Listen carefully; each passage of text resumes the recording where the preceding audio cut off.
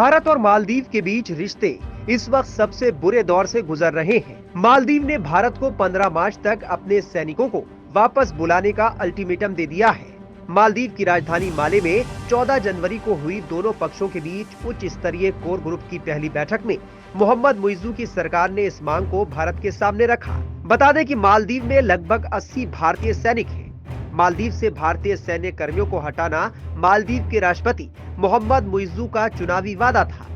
उन्होंने पिछले साल नवंबर में भारत समर्थक इब्राहिम मोहम्मद सोलेह को एक कड़े मुकाबले में हराया था। मुइज्जू का चुनावी अभियान इंडिया आउट कैंपेन पर केंद्रित था। उन्होंने अपनी हर रैली में भारतीय सैनिकों को मालदीव से बाहर भेजने का नारा दिया था। बता दें कि मालदीव के राष्ट्रपति मोहम्मद मुइज्जू हाल ही में चीन की 5 दिवसीय यात्रा से लौटे हैं।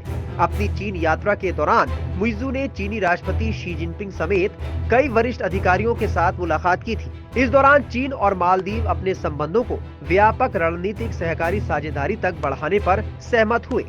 मुइज्जू जब चीन से लौटे तो भारत के प्रति उनका लहजा काफी सख्त था। ऐसा लग रहा था कि जैसे चीन ने उन्हें सिखा पढ़ाकर मालदीव से भेजा हो। वहां पहुंचने के बाद कैसे भारत विरोधी बयानबाजी करनी है और कदम उठाने हैं, ये मुइज्जू ने अपनी बोली से साफ कर दिया। मुइज्जू जिस देश के राष्ट्रपति हैं, उसका आकार दिल्ली से 5 गुना छोटा है। कुल आबादी मात्र 5.25 लाख के आसपास है। मुइज्जू राष्ट्रपति बनने से पहले माले के मामूली मेयर थे। ऐसे में उनकी विदेश नीति और अंतर्राष्ट्रीय कूटनीति के बारे में क्या समझ होगी, इसका अंदाजा लगाना मुश्किल नहीं है। चीन से लौटते ही मुइज्जू ने मालदीव में जो बड़े फैसले लिए, वो बताते हैं कि मुइज्जू चीन को खुश करने के लिए भारत से खुला पंगा ले रहे हैं। मुइज्जू ने कहा था कि मालदीव भारत पर अपने देश की निर्भरता को कम करने के लिए अपने खाद्य आयात और विदेशी स्वास्थ्य सेवाओं में विविधता लाएगा।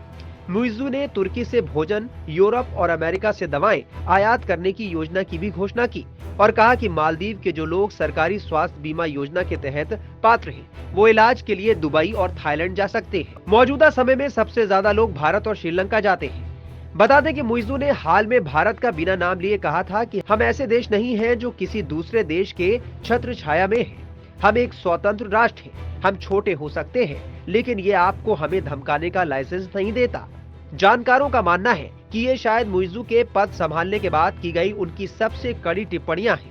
मुइज्जू संसदीय चुनाव से पहले भारत विरोधी भावनाओं को भड़काने की कोशिश कर रहे थे। जानकारों के मुताबिक मुइज्जू इसलिए भारत के प्रति कड़ा रुख अपना रहे हैं क्योंकि उन्हें पता है कि देश में अति रूढ़िवादी सल्फियों समेत इस्लामी कट्टरपंथी भारत के प्रति उनकी नीतियों का समर्थन करते हैं। मालदीव के राष्ट्रपति का भारत विरोधी रवैया मोदी सरकार के लिए सबसे बड़ी चुनौती बताया जा रहा है। एक छोटे से द्वीप राष्ट्र के रूप में मालदीव अपने अधिकांश भोजन, बुनियादी ढांचे के निर्माण और स्वास्थ्य देखभाल के लिए अपने विशाल पड़ोसी भारत पर निर्भर है।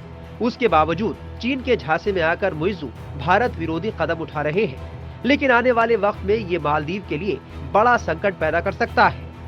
भारत से दुश्मनी मोल लेकर और चीन के जाल में फंस चुके मुइज्जू मालदीव को बर्बादी की ओर ले जाते दिख रहे हैं। टाइम्स नाउ भारत डिजिटल की रिपोर्ट।